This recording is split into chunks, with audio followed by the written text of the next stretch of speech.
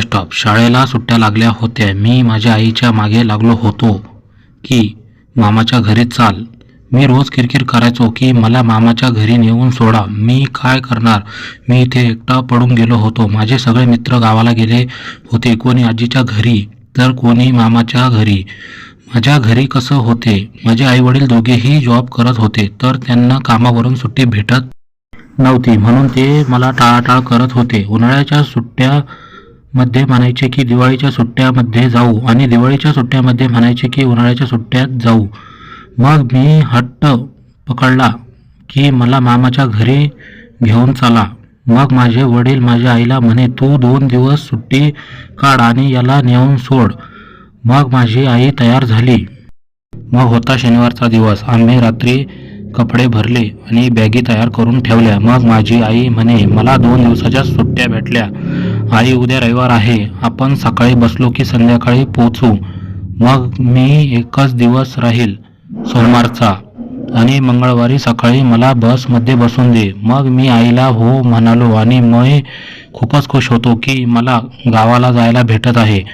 मग मी झोपलो आणि मग सकाळ झाली आणि मग माझ्या आईने मला उठवले आणि मला म्हणे, आवर लवकर. मग मी आवरले आणि मग माझ्या बाबांनी आम्हाला त्यांच्या बाईकवर बस स्टॉपवरती नेऊन सोडले. मग आम्ही बस स्टॉपवरती पोचलो आणि लगेच बस आली आणि मग माझ्या बाबांनी आम्हाला बसमध्ये बसवले आणि मग ते मला म्हणे, चांगला राहा, मामाला त्रास नको देऊ. मग ते बसच्या खाली उतरले आणि मग बस निघाली. मग काय, मी खिडकीच्या बाजूला जागा पकडली आणि मग मी मस्त खिडकीमधून बाहेर बघत होतो तर रस्त्याने मला साखर कारखाना दिसला. माझी इच्छा होती की इथे गाडी थांबाव, पण गाडी काही थांबली नाही. मग बघता बघता नदी लागली. मी ते बघितले. मला खूपच मजा येत होती. मग काय, काही घाट लागला. मग डोंगर बघितले. मग थंड वातावरण होते आणि मला झोप लागून गेली. आणि मग मी झोपलो आणि मग मला जाग आली 3 तासांनी. ते पण गाडीमध्ये काहीतरी विकायला आले होते. मग मी आईला म्हणलो, मला संत्री गोळी घेऊन दे. मग आईनी 5 रुपयाची संत्री गोळी घेऊन दिली. मग काय, गाडी थांबली आणि मग काही लोक चढले गाडीत आणि मग गाडी निघाली. मग गाडीमध्ये एक जोडी होती, त्यांच्याजवळ लहान बाळ होते. मला त्याला बघून त्याला माझ्याजवळ घ्यावा वाटले. त्याचा लाड करू वाटला. पण काय करणार, अनवळखी लोकांना कसे म्हणणार. मग काही टायमाने तेच बाळ माझ्याकडे यायला रडायला लागले. मग मी त्याला घेतले आणि मग त्याच्या सोबत खूप खेळलो आणि मग काही टायमाने माझ्या मामाचे गाव आले. मग मी आणि माझी आई आम्ही गाडीच्या खाली उतरलो आणि मग माझी आई म्हणे, मामाच्या मुलांना काही मिठाई घेणार पडन.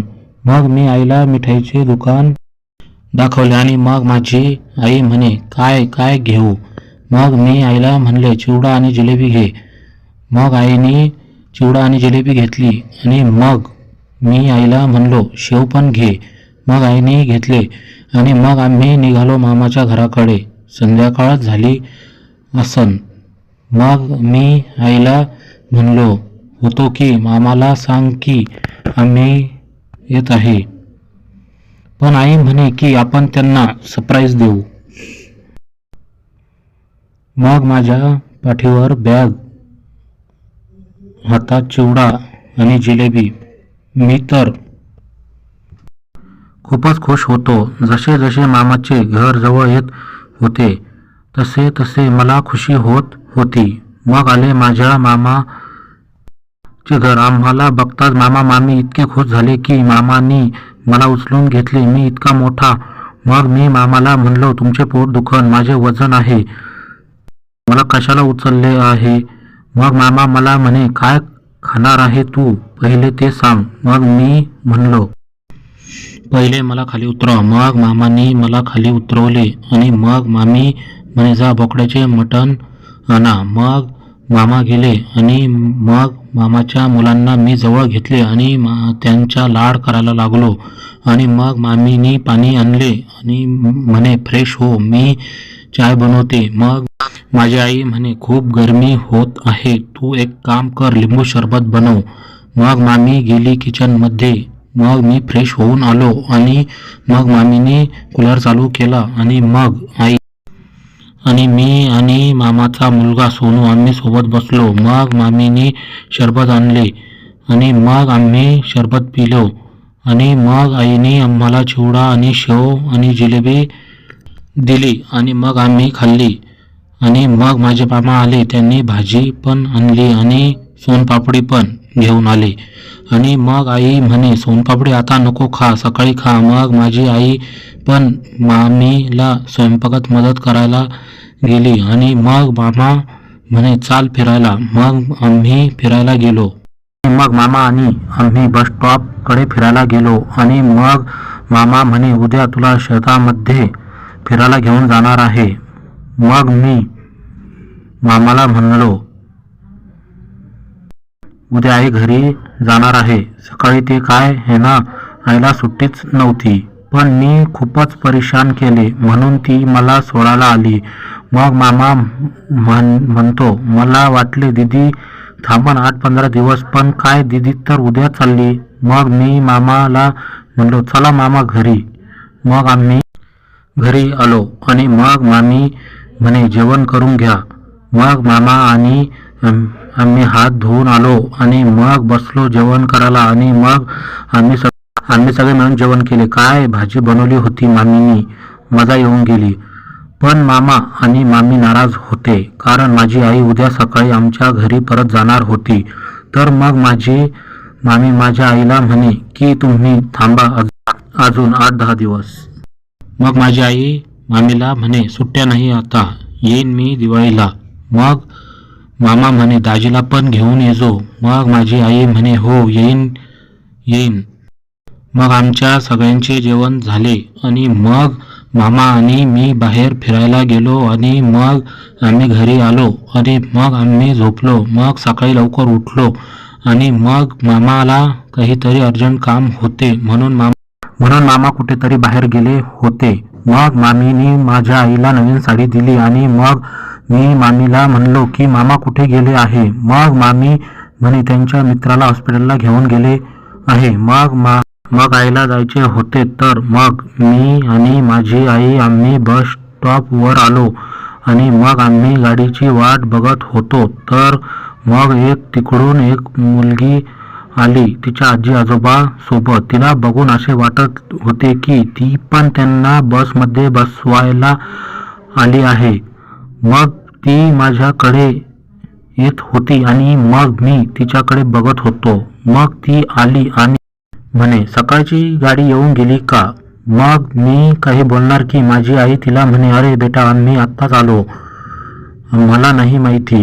मग ती माझ्याकडे बघती आणि आमचे आय कॉन्टॅक्ट होते आणि मग काय मला तिच्यावर प्रेम झाले होते. मग काय होते प्रेम तर मलाच नाही, प्रेम तर तिला पण झाले होते. ती तिच्या आजी बाबाला बोलता बोलता माझ्याकडे बघत होती आणि मग मी पण लपून तिच्याकडे बघत होतो. तिला बघून मला असे वाटत होते की मी तिला पहिलेपासून ओळखतो. मला असे वाटत होते की आता बस लवकर येवच नाही आणि माझी लव्ह स्टोरी अशीच चालाव. पण काय झाले, एक बस आली आणि ती आमच्या घराकडे जात नाही म्हणे. मग काय त्या मुलीने तिच्या बाबाला बसवले आणि मग ती खाली उतरली.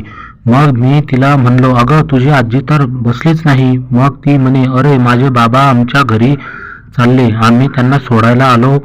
मग ती मला काही बोलणार की तिची आजी तिला म्हणे चाल रुपाली मला गोळ्या घ्यायच्या आहे. मग मला तिचे नाव माहिती झाले की तिचे नाव रुपाली आहे. मग काय मी आणि आई बसची वाट बघत आहे आणि रुपाली जात आहे.